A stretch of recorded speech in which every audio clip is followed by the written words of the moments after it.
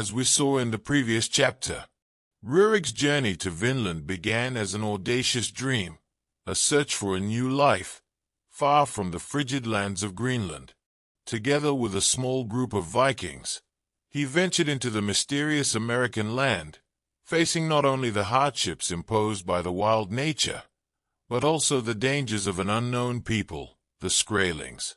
They had formed a settlement on the banks of a great river, working tirelessly to conquer the land, but the challenges were far from over.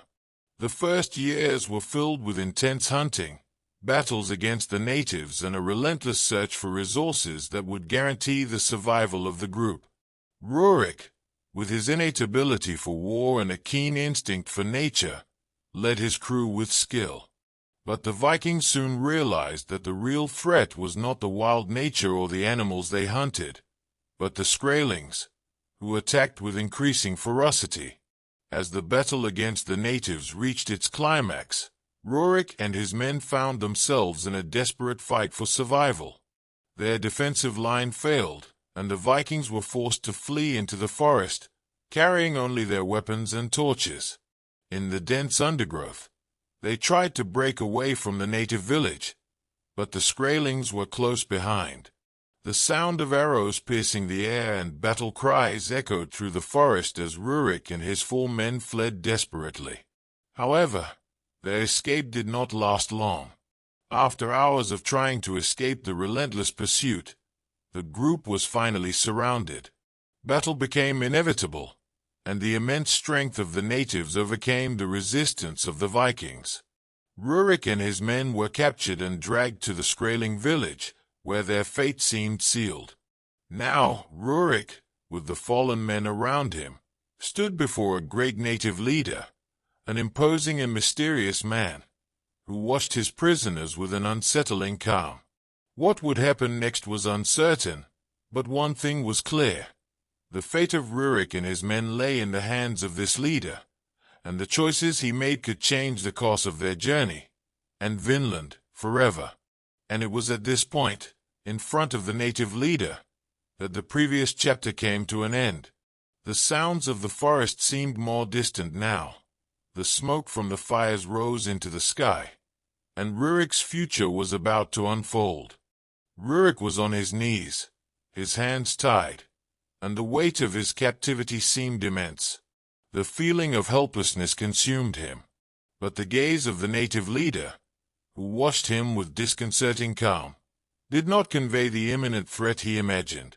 Silence hung over the camp, the fire crackling in the background as the other natives surrounded the prisoners. Then, to Rurik's surprise, the native leader spoke. "You speak our language." The sound of the man's voice was soft but firm, and the words, which seemed to emerge from some ancient source, rang in the air with a clarity that completely disarmed Rurik. The language he heard, unexpected and unusual, was part of something he would never have imagined encountering in Vinland. But even more surprising was the revelation of the leader, who continued with a grave expression, as if each word were part of a story he had long kept. "Yes," the man said, "I am a son of the land, but I have learned the language of the men of the north, those who came from across the sea. The land of Vinland is divided, and in its shadows, the winds of war blow stronger every day. My tribe, the Wapisk, as we call ourselves, are peaceful. We live in harmony with the land, but our land, Vinland, is under threat." Rurik, still stunned by the revelation that the natives could speak the language of the Vikings, slowly stood up, his body heavy and sore from battle, but his mind alert. He looked around, the other 4 Vikings in a similar state, each trying to comprehend the magnitude of the words the native leader had just spoken. "Long ago, when the Vikings came, you were just explorers, or so we thought," the leader continued, his gaze becoming distant, as if the words carried the weight of centuries. "But now, the land is divided. Many of your brothers have allied themselves with other natives, but they do not share the peace we seek.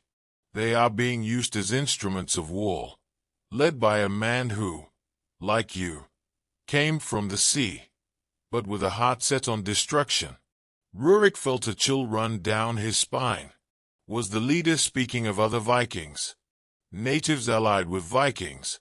He was beginning to understand that the real fight in Vinland was not just between them and the Skrælings, but a more complex war, involving his own people. The native leader stepped forward, his gaze now fixed on Rurik. I ask for your help. The battle we face is not just against those from outside, but against a threat from within. Your people, those who have lost the essence of the land, are leading our people to destruction. Together, we can defeat them, but only if you accept our alliance. For a moment, Rurik was silent. He looked at the other Vikings beside him, each with the same expression of doubt and curiosity. Deep down, Rurik knew that this was a decisive choice. His honor as a Viking warrior, and his loyalty to his people, were being put to the test. However, he also knew that Vinland, with its unexplored lands and dark secrets, would not be conquered by brute force alone. The alliance with the Wapisk might be the only chance for the Vikings in Vinland to survive. We accept, Rurik said, his voice firm but with a touch of regret, as if he were saying goodbye to something very important inside him. We will help you, but the price will be high. War is not simple, and it never will be. With the acceptance of the alliance, the future of everyone there would change forever. For 2 long years, Rurik and his men would learn a new way of war, but also a new way of living. They would be tested, challenged, and forced to transform themselves. But at the same time, their journey would take them deeper into Vinland than they ever imagined. The warrior's path, the making of an alliance. During these 2 years, the relationship between the Vikings and the Wapisk became more complex than Rurik and his men could have imagined. The lands of Vinland, with their vast forests and untamed mountains, were as much a battlefield as a learning ground. Rurik and his companions immersed themselves in the culture of the natives, absorbing their tactics of war, their knowledge of the land, and their way of life. The Wapisk, under the leadership of Chief Wakiak, were masters of the art of hunting and survival in the forest. Their warriors were swift and stealthy, and their bows, quieter than the breeze itself, were an extension of their bodies. Rurik and the other Vikings began to learn these methods. What had seemed like a weakness, an dishonorable struggle, began to reveal itself as an impressive strategic strength. The forests of Vinland, once seen as an obstacle, became a battlefield where silence and patience were as powerful as the Vikings' brute strength. At first, tensions were palpable. The Vikings, accustomed to the frontality of open battles, resisted the idea of fighting in the shadows, without the glory of great combat. But little by little, Rurik and his men began to see the effectiveness of native tactics.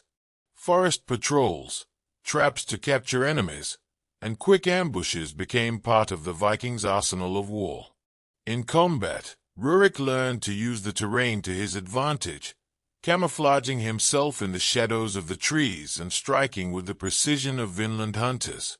He and his men began to use light axes and spears, ideal for guerrilla warfare and quick combat.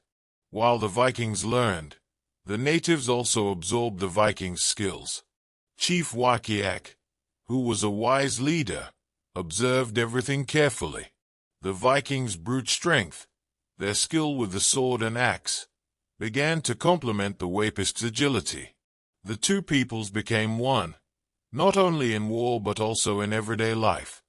Rurik and his men began to help build fortifications, not only with wood, but with engineering techniques that the Vikings brought with them.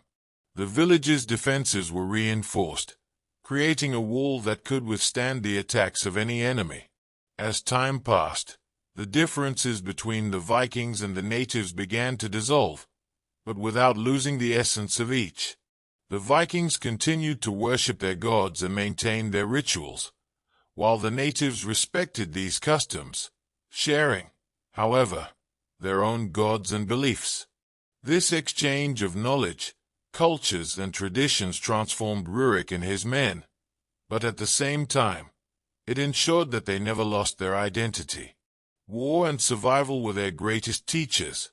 The battles against the other natives began as small raids, but soon became massive battles. Rurik, with the help of his brothers in arms and the support of the Wapisk, became a formidable strategist.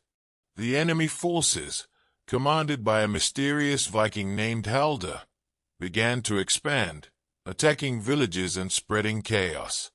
Halder, an ancient Viking who had cruelly allied himself with the natives, had one goal: to dominate Vinland with an army of native warriors, using them as weapons of war, and thus destroy the peace that the Wapisk had tried to preserve. The power of Halder and his allies was devastating. He used the natives as an extension of his own will, forcing them to fight relentlessly. His attacks were swift, deadly, and merciless, destroying everything in their path. And worse still, the natives under his command were becoming increasingly violent, enslaved by the promise of power and destruction. Rurik and his men, now more than ever, found themselves in a battle not only for Vinland, but for the soul of the entire land. The alliance with the Wapisk was about to be put to the test, and the fate of all was about to be decided in an epic battle against the forces of Halder and his wicked tribe. The war for Vinland was no longer just in the hands of the Vikings and the natives. It was in the hands of Rurik, the Viking warrior, who now had to decide whether to continue the fight for his people or become part of something much bigger, with loyalties divided between the blood of the Vikings and the land of the Wapisk. And what would happen next, no one could predict. What remained was an uncertain future, a fight for survival and a war for the very soul of Vinland. The figure of Halder, the enemy, loomed over the lands of Vinland with immense power, a power that transcended all expectations. He was not just a Viking leader, he was a conqueror. Where he had come from, no one knew for sure, but the stories told of a Viking driven from the northern colonies, a man who had lost everything but found a new form of power. Halder had seized the wilds of Vinland with ruthless determination, but his true strength lay in the way he had allied himself with the natives, not with respect or honor, but with absolute control over their minds and bodies. Halder did not see them as equals, as allies. He saw them as tools, and those tools were powerful. He knew what he was looking for: loyal warriors who would follow his orders without question, who would fight and die for the cause of his conquest. He had taken a group of natives, a fierce tribe, willing to give up their connection to the land for a chance at power, and used them as an extension of his own will. He manipulated his warriors like pieces in a chess game, and the natives under his command grew increasingly bloodthirsty. Halder employed cruel and effective tactics. He kept them in a state of subordination through fear, holding out the promise of total destruction to those who dared challenge his leadership. The city Halder had created was an imposing fortress, built with a brutality that reflected his own nature. Along the coast of Vinland, a barren and impenetrable terrain, he had built a wall of stone and timber, surrounded by deep moats and watchtowers. The fortress, called Drekkaborg, was a symbol of what Halder had become: a cold, soulless structure, but extremely effective in its function. Within its walls, men, women, and natives were forced to live under the constant watch of their guards. Halder had placed strategists in his service, people who understood war differently, with a mindset of endless invasion. His army was a combination of Vikings and natives, all working together, but for very different reasons. The Vikings, who had once shared a culture of respect and honor, were now captivated by the promise of wealth and power that Halder offered. The natives, for the most part, were prisoners of a leader who had corrupted them, stripped them of their connection to the land, and turned them into machines of war. Drekkaburg was not just a physical fortress, but a growing empire, and its dark presence threatened to engulf all that remained of Vinland. As winter approached and the icy winds of Vinland howled, Halder and his army intensified their raids, spreading terror throughout the land. Native tribes that still tried to live in peace were attacked, villages burned, and any resistance was crushed without mercy. His goal was clear: to dominate Vinland, and he would not hesitate to destroy anything that stood in his way, including those who, like Rurik, had come to the continent with nobler intentions. As Halder's empire grew, the need for a response from the Wapisk became increasingly evident. The alliance that Rurik had formed with Chief Wakiak and the other members of the tribe was being tested. The natives, who had once lived in harmony with the land, were now faced with a dilemma: join forces with the Vikings and fight an enemy that was already much closer than they had imagined. Rurik, who had spent 2 years learning the tactics of the Wapisk, now found himself at the epicenter of this crisis, feeling the weight of his responsibility. The Wapisk ritual, Rurik and his men becoming part of the tribe. Rurik and his men, now immersed in the native culture, knew that to truly become part of the tribe, they needed to undergo a sacred ritual that would connect them spiritually to the land, the Wapisk gods, and their vision of harmony with the natural world. It was a rite of passage that not only marked their acceptance as Vikings, but also transformed their souls and bodies. The ritual would take place at dawn, in the heart of the forest, where the Wapisk performed their most sacred ceremonies. Rurik, with his 4 companions, was led to the circle of fire, where the Wakiak leader awaited them with a serene yet commanding presence. The fire, a bright, vibrant flame, was the center of the ceremony, and all participants, including the native elders, formed a circle around it. The Vikings, in their furs and war armor, stood in stark contrast to the natives, who wore only furs and simple adornments. But this difference quickly dissolved when Wakiak led them to the center of the circle, where they began to chant ancient chants. The words, though incomprehensible to Rurik and his men, seemed to touch a part of their souls that they had never known. The sound of dancing and music mingled with the roar of the wind, as if the forest itself were participating in the ritual. The Wapisk marked them with ink made from the roots of sacred plants, tracing symbols that represented the forces of nature: wind, earth, fire, and water. And as they did so, they began to chant a profound prayer, asking the land to accept Rurik and his men as her children. Each Viking now felt something strange growing within them, a connection to their surroundings, an understanding that they were part of something much greater than war and conquest. This connection with nature, with the land and the Wapisk gods, did not alienate them from their Viking essence, but transformed it, making it deeper, more connected to what they were trying to preserve. After the ritual, Rurik felt something change within him. It was not a superficial change, but something visceral, as if his bones were now more firmly rooted in the soil of Vinland.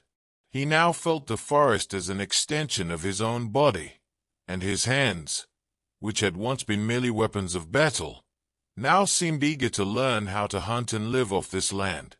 He and his men had become not only allies, but children of the land, and this transformation would mark the future of them all. Halder's great threat, preparing the counterattack. A few months had passed since the ritual, and the signs that war was about to break out were clearer than ever. The attacks by Halder and his native allies continued unabated. He had begun to expand his raids, besieging villages and destroying everything in his path. The pressure on the Wapisk was becoming unbearable, and the fight for survival was closer than they had ever imagined. Rurik, now fully immersed in Wapisk life, knew that the only way to secure a future for his new family was to eliminate the threat of Halder before it was too late. He became more than a Viking warrior. He became a leader, a strategist, who would use both native and Viking tactics to defeat the enemy. He knew that to defeat Drakeborg and end Haldar's reign of terror, they would need to act quickly and with precision. The strategy that Rurik and the Wapist developed was simple but bold. First, they would need to attack stealthily, using the knowledge of the terrain that the Vikings and natives had gained. Haldar was confident in his fortress defenses, but Rurik knew that Drakeborg's true weakness lay in its reliance on brute force. They would attack silently, creating distractions, using the forests to their advantage, and weakening the defenses before launching a full-scale assault. Rurik gathered the best native and Viking warriors, and together they began planning the attack. They were prepared to strike at dawn, when Haldar's defenses were at their most vulnerable. The goal was simple: destroy Drakeborg's key points and eliminate Haldar and his leadership. But at the same time, Rurik knew that the war would not be resolved with a single attack. He needed to ensure that the unity between the Vikings and the natives was stronger than ever, for without this alliance, there would be no victory. The attack on Drakeborg would begin with a silent raid, which would lead to an epic battle. The night was thick and silent. The bitter Vinland wind howled through the trees, carrying with it the scent of earth and death. Rurik, now fully immersed in the Wapist culture, was ready to strike the final blow against the threat that had terrorized Vinland. Along with the native warriors, he and his men had infiltrated the forests surrounding the imposing fortress of Drakeborg, the citadel built by Haldar, the Viking who had become a cruel tyrant. The operation would be quick and stealthy, a coordinated attack where brute force would not be enough, and the ability to move in the shadows would be key. As the first light of dawn broke the cloak of darkness, the Wapist warriors moved like ghosts. Each step was carefully calculated. The warriors used the terrain to their advantage, moving through the dense forests, their clothing camouflaged with animal skins and earth dyes, making them nearly invisible. Rurik, axe in hand and eyes burning with the promise of victory, led the vanguard of the attack. At his side, his Viking men stood ready, no longer with their old battle axes, but with weapons adapted to the new fighting style they had learned from the natives. They carried lighter blades, bows, and spears, prepared for guerrilla warfare and the quick, decisive combat. The Wapist, with their silent bows and deadly accuracy, had been the first line of attack. When they reached the walls of Drakeborg, the fortress seemed silent, but Haldar's vigilance was constant. The natives attacked in small forays, firing arrows and using the shadows to approach unseen. Each arrow fired was deadly, slicing the throat or eyes of an unsuspecting guard. At a signal from Rurik, the Vikings advanced on the main gate. They used axes to chop down the logs blocking the entrance, while the natives surrounded the flanks, drawing the guards' attention away from the point of invasion. Rurik watched every move with a calculated eye.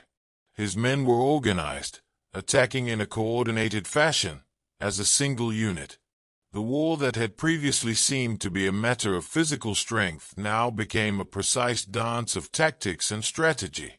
Every move was calculated, every attack had a purpose. They were tearing through Haldar's defenses, not with the Viking brutality they were all familiar with, but with the efficiency of the Wapist guerrilla tactics. Within minutes, the entrance to the fortress was open, and Haldar's first line of defense was broken. When Rurik and his warriors entered the first walls, what they found shocked them. In the center of the fortress, in a large underground cavern, were prisoners, natives from various tribes who had been captured by Haldar and his followers. They lay in chains, weakened, but their eyes still gleaming with the fury of resistance. Rurik felt a surge of compassion, but also a need for justice. He ordered the prisoners freed, and with the help of the Wapist, he began to cut the chains and free those who could fight alongside him. Adrenaline coursed through his body as the prisoners rose, ready to join the cause. feeling for the first time in a long time the freedom that had been denied them. With the prisoners freed and now allies, Rurik and his men advanced deeper into the fortress. They were inside Drekkaborg, and the smell of blood and iron filled the air. But there was still more to come. The watchtowers, the dark corridors, and the stone walls formed a maze, and each step they took could be their last. Haldar's warriors, now outnumbered, were ready to defend their fortress to the end. Rurik knew the turning point was approaching. He approached one of the native guards, now allies, and in a deep whisper, gave the final order. "Prepare yourselves. When the sun rises, we will strike at the heart of Drekkaborg." The tension was rising by the second. The Wapisk warriors and the Vikings were now united, ready to make history. Rurik led the charge into the heart of the fortress.